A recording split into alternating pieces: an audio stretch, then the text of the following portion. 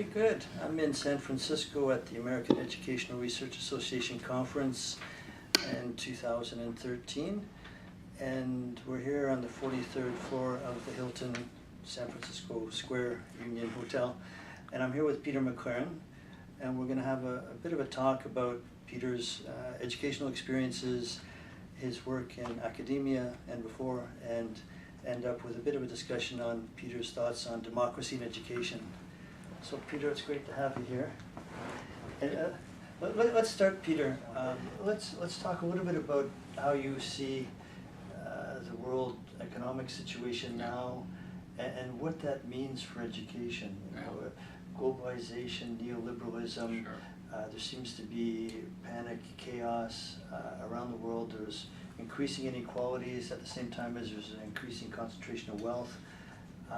Maybe talk a little bit about the global context, Right. and try to make the linkage with education. Yeah.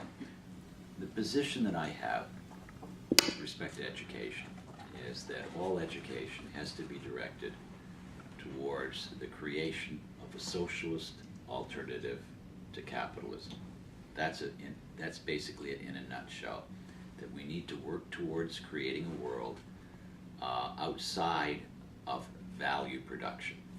Right? That's kind of the Marxist terminology. And just to unpack that a little bit, the notion that people's labor is then extrapolated, so there's a profit attached Right. and included, so that the worker, Right. he or herself, does not really Right. accrue the benefit from that labor. Right, Capital Volume 1, the value theory of labor. So it's basically value production would be, wage labor, for instance. So we need to create a social universe outside of that.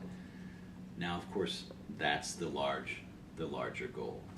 And what would you say for critics who might offer that there's a lot of people who are harmed and injured by the present system, a lot of people marginalized, Right. and traditionally marginalized people, poverty, Right.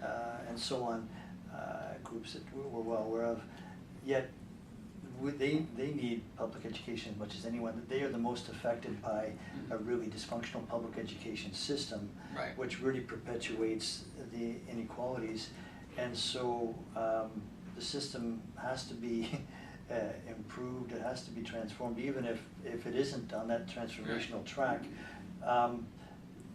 Right. Because what happens between now and the time when we can have these major transformations you're talking about? Right.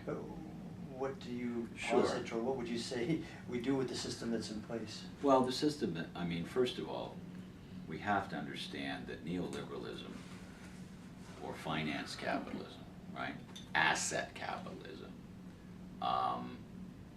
is intent via the World Bank, via the IMF or whatever, it's intent at basically putting students in lockstep with the capitalist system, right? So first of all, there's the education business is worth trillions of dollars, and so basically politicians have offered all that money, which was meant to go into public schooling. They basically offered it to the hedge fund, right, managers, bankers, investors, speculators.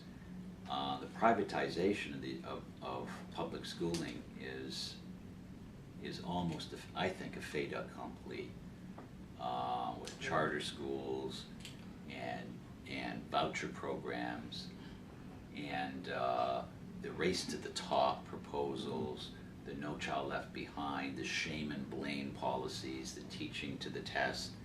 It's very easy to crush public schooling and then to go and blame it on the teachers. Like, oh my God, yes, the schools are in bad shape, but they're in bad shape because they're not getting the support and the funding that they deserve. Let me ask, why has the education debate been so co-opted? The finance capitalism piece is there, but why have people been so easily seduced into it, or do you believe they have no choice?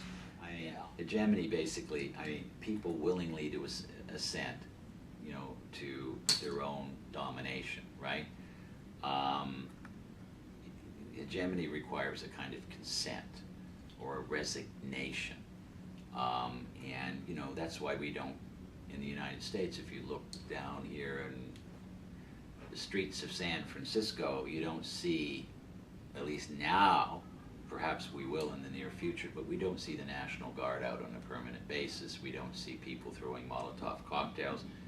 We don't see people screaming with rage at the loss of their job and the fact that their families can't pay medical bills.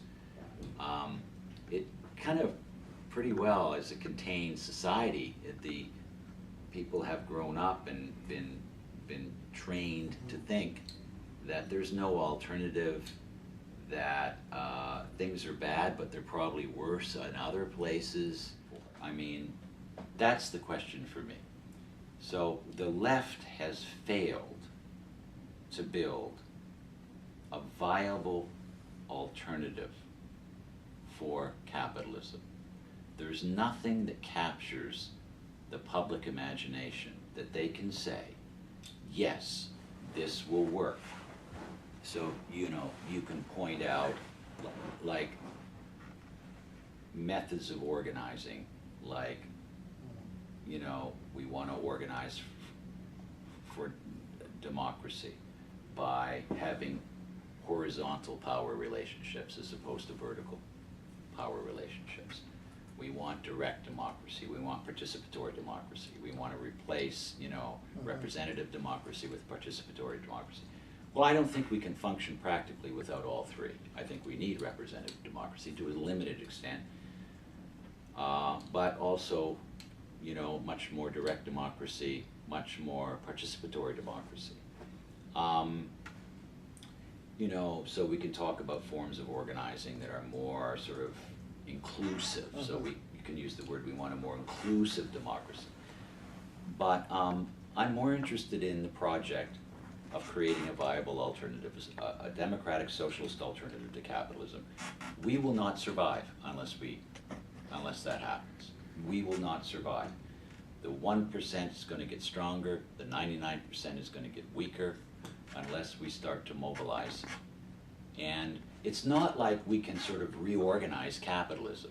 We just can't say, well, let's make capitalism, let's help it distribute power, you know, from the moneyed classes to the powerless.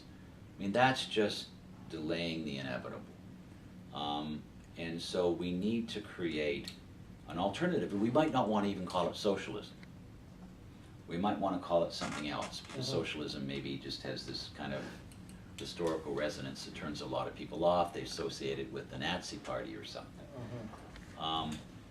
I'm looking at indigenous communities right now as ways of rethinking our relationship to the planet, our relationship to the biosphere. I'm looking at some of the concepts that have come out of indigenous communities in Latin America. For instance, the concept of buen vivir, Pachamama, right? Comunalidad, it's a Oaxacan term. How to rethink our relationship with each other, with our communities, with the regions that we live in, how to rethink the way we live. That demands two things. One is an epistemological revolution, where yes, we critique positivism and all that kind of stuff. So epistemology is one way to get at it. We need a new language, we need new concepts that better articulate a more humane sense of how we relate with each other and with the world around us. But we also need to reorganize the world economically in a much different way. There's no way that we can survive unless we make a complete break with capitalism. Yeah, there's a danger of me right now in not giving credit to those groups that do speak out, Occupy Wall Street. There are, and I have to qualify what I'm saying. I'm sort of giving a general perspective, but there are some very courageous militant groups, teachers for social justice groups and educators for social justice. There's parent groups. So I met with a parent group earlier this week who are opting out of having their students, their children take standardized tests. So there are growing movements, and there's greater social awareness than ever before. But in terms of the question of hegemony, in terms of the question of educational reform, I mean, obviously critical pedagogy, and that's what I use the term revolutionary critical pedagogy. Critical pedagogy for socialist alternative to capitalism. Critical pedagogy is dedicated to providing students with two basic languages. And Giroux gave them interesting names. One is a language of critique, and the other is a language of possibility. And by that, I see it this way. I see it as having a language of critique is making available to young people different discourses, different theories, different theoretical perspectives, so that young people can begin to revisit their own experiences using a new set of lenses, so that what they thought was maybe normal, or what they thought was, just, inevitable, they now can say, hey, wait a second, that's something that's been constructed by history. That's something that doesn't have to be that way any longer. But in tandem with that, you provide students with a language of possibility, or a language of hope, and a set of ethical imperatives that are based around a preferential option for using hip-hop, for instance, as a way of building social consciousness and critical consciousness. That's certainly a lot of teacher educators looking into hip-hop, looking into popular culture, looking into the social media. There's all kinds of ways of developing critical consciousness, in helping students develop and acquire critical consciousness through their own efforts, through their own struggle.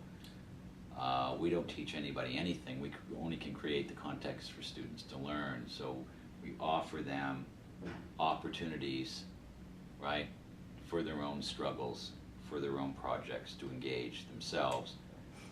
You don't acquire critical consciousness and then engage in a struggle. You develop critical consciousness comes as a result of struggle. It's not a precondition for struggle. It's been a wonderful, engaging, passionate discussion. We'll do it again maybe in a year, but thank you so much. All right, man. I loved it. Take Thanks. care. Thanks.